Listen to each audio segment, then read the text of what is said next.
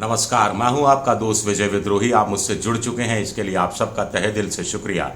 और अगले 8-10 मिनट में आपसे जुड़े रहने की कोशिश करूंगा।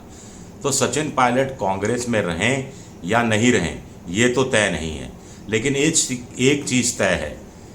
जो चीज़ तय है वो ये है कि सचिन पायलट ने युवा वोटरों का अपना नया वोट बैंक बनाना शुरू कर दिया है।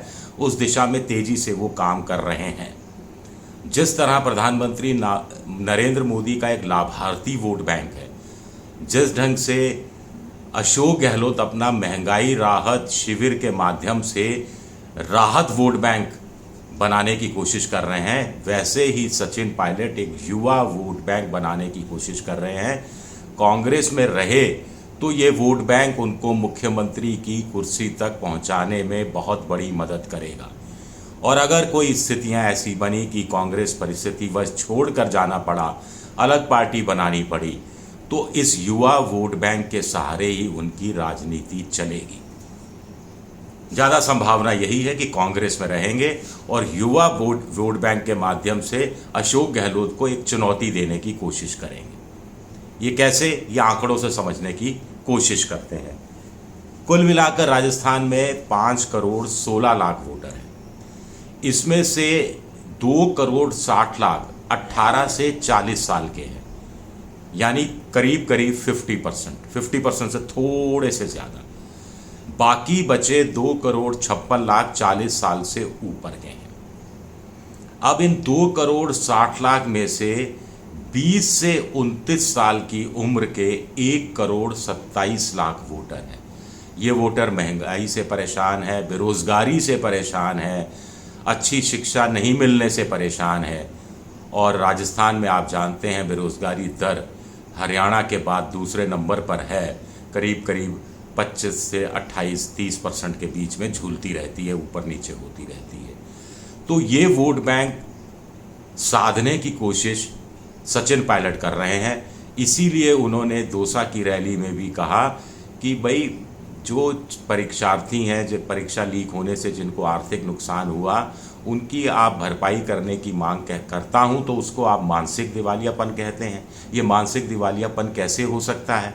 बड़ा दिल रखना चाहिए। इतना पैसा है, इतना खजाना आप लुटा रहे हैं बिना नाम लिए, उन्होंने कहा। क्योंकि अशोक गहलोत कहते रहे हैं कि आप मांगते मांगते थक जाओगे, मैं देते देते नहीं थकूंगा। तो सचिन पायलट एक तरह से अशोक गहलोत का बिना नाम लिए कह रहे हैं कि इस वर्ग को भी दे दो, इस वर्ग के प्रति भी बड़ा दिल दिखाओ। और इसके मैं छाले, युवाओं के छाले मैं नहीं भूल पाऊंगा। ये बात उन्होंने अजमेर से जयपुर की रैली के समापन पर कही थी। अब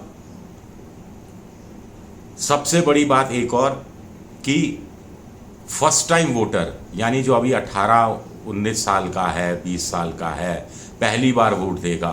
2019 के लोकसभा चुनाव में भी वोट नहीं दिया था, उसके बाद अब पहली बार वोट देगा। उनकी तादाद 75 लाख है, जो जब तक चुनाव आएगा तो 3-3.5 लाख का और इजाफा हो जाएगा, 78 लाख हो जाएंगे। ये बहुत बड़ा आंकड़ा होता है, ख़ास तौर से इस बात को देखते हुए कि पिछले 2018 के विधानसभा चुनाव में कांग्रेस को करीब करीब 1 करोड़ 39 लाख के आसपास वोट मिला था। बीजेपी को करीब करीब 1 करोड़ 37 लाख के आसपास वोट मिला था। और दूसरी पार्टियों को बीच का वोट मिला था। मायावती को करीब 14 लाख के आसपास वोट मिला था। तो इस संदर्भ में इन आंकड़ों के हिसाब से देखा जाए, और फिर एक स्टडी और हुई है, अखबार में छपी है, जो ये कहती है कि 58% युवा, यानी 58% जो फर्स्ट टाइम वोटर है, वो इस बार अपना उम्मीदवार 35 साल से कम आयु वाले को देखना चाहता है।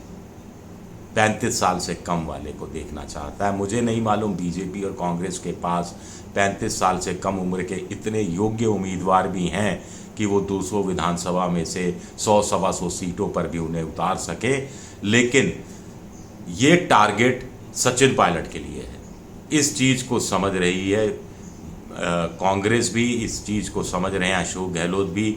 और यूं ही अशोक गहलोत ने अपना बजट युवाओं को समर्पित नहीं किया था। युवाओं के लिए बजट है, युवा अपना राय दें। ओलंपिक खेल कराए जा रहे हैं, ग्रामीण ओलंपिक, शहरी ओलंपिक, ये सब युवाओं को अपनी तरफ लेने का तरीका है। युवा वोट बैंक पर नज़र है। 1 लाख नौकरियां देने की जो बात कही जा रही है, परीक्षा लीक मामलों में जो जांच में तेज़ी आई है, कुछ बड़े लोग भी पकड़े गए हैं, कुछ घरों में बुलडोज़र भी चलाए गए हैं, ये सब की कारण भी यही युवा वोटर को अपनी तरफ खींचना है। तो 5 करोड़ 16 लाख वोटर में से 18 से 40 वर्ग आयु वर्ग का 2 करोड़ 60 लाख, 40 साल से ऊपर का 2 करोड़ 56 लाख। अशोक गहलोत का ध्यान दोनों तरफ है, लेकिन 2 करोड़ 56 लाख पर थोड़ा ज़्यादा ध्यान है इस रूप में कि ओपीएस सरकारी कर्मचारियों के लिए, नेचुरली जो 50 साल से ऊपर है, रिटायरमेंट का जिनका कुछ साल में रिटायरमेंट है, उनके लिए ओपीएस की स्कीम, ओल्ड पेंशन स्कीम है, वृद्धावस्था पेंशन में वृद्धि है, किसानों के लिए 2000 यूनिट फ्री। किसान भी मोटे तौर पर 40 साल से ऊपर के हैं, क्योंकि नौजवान तो आजकल खेती किसानी में कम ही जाते हैं। तो इस ग्रुप की तरफ अशोक गहलोत का ध्यान है, युवाओं की तरफ भी ध्यान है। अब 500 रुपये में सिलेंडर देना उज्ज्वला गैस के लिए, ये सब पर लागू होता है। 100 यूनिट बिजली भी सब पर लागू होती है, 200 यूनिट भी बिजली सब पर लागू होती है। उसमें तो हम आयु के हिसाब से ऊपर नीचे नहीं कर सकते, लेकिन 40 साल से ऊपर वाले को थोड़ी सी राहत मिलती है, तो उसके लिए थोड़ा घर चलाना, घर गृहस्थी चलाना थोड़ा सा आसान हो जाता है।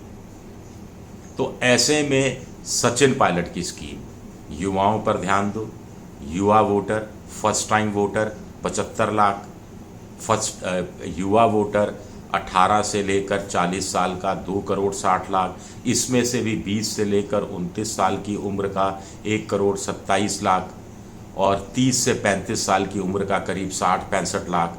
इन दोनों को मिला दिया जाए, जो प्रोडक्टिव एज है यानी 20 से लेकर 35 साल की प्रोडक्टिव एज है, जिसमें लोग नौकरी भी चाहते हैं, नौकरी बदलना भी चाहते हैं, आगे भी बढ़ना चाहते हैं, स्टार्टअप भी शुरू करना चाहते हैं, कोई नई योजना भी शुरू करना चाहते हैं, नौकरी छोड़कर कोई नया धंधा भी आजमाना चाहते हैं, पुराने धंधे में इतनी बरकत नहीं है, तो इतनी हिम्मत उसमें होती है कि 35 साल की उम्र तक की कुछ नया काम करने का जोखिम ले ले। तो इनकी तादाद करीब 1 करोड़ 95 लाख है। तो ये बहुत बड़ा वोट बैंक है, बहुत ही बड़ा वोट बैंक है जिस पर सचिन की नज़र है। इसीलिए कुछ लोग कह रहे हैं कि भ्रष्टाचार के मुद्दे को थोड़ा सा हाशिए पर डाल दिया है सचिन ने। वो जानते हैं कि युवा काम आएंगे, कांग्रेस में रहे तब भी काम आएंगे, कांग्रेस छोड़नी पड़ी तब भी काम आएंगे। अब इसका तोड़ बीजेपी क्या निकालेगी? वैसे कांग्रेस के पास ये डेडली कॉम्बिनेशन है, ऐसा कॉम्बिनेशन बीजेपी के पास नहीं है। आपके पास एक तरफ अशोक गहलोत जैसा वरिष्ठ चेहरा है, बुजुर्ग हैं, अनुभवी चेहरा है, 3 बार का मुख्यमंत्री, एक फिर आपके पास 46 साल का युवा चेहरा है। ये कॉम्बिनेशन बीजेपी के पास भी नहीं है। क्या राहुल गांधी सुन रहे हैं? शुक्रिया मेरा ये वीडियो देखने के लिए। पसंद आए तो लाइक कीजिए, सब्सक्राइब कीजिए, शेयर कीजिए, और ये जो घंटी जैसी आकृति है बेल आइकन, इसे दबा दीजिए ताकि नया वीडियो आए तो तत्काल आपको जानकारी मिल जाए। विद्रोही 7 मेरा ट्विटर हैंडल है, विजय विद्रोही 7 इंस्टाग्राम पर हूँ, और फेसबुक पर मेरा पेज है विजय विद्रोही पेज। शुक्रिया, बहुत बहुत शुक्रिया।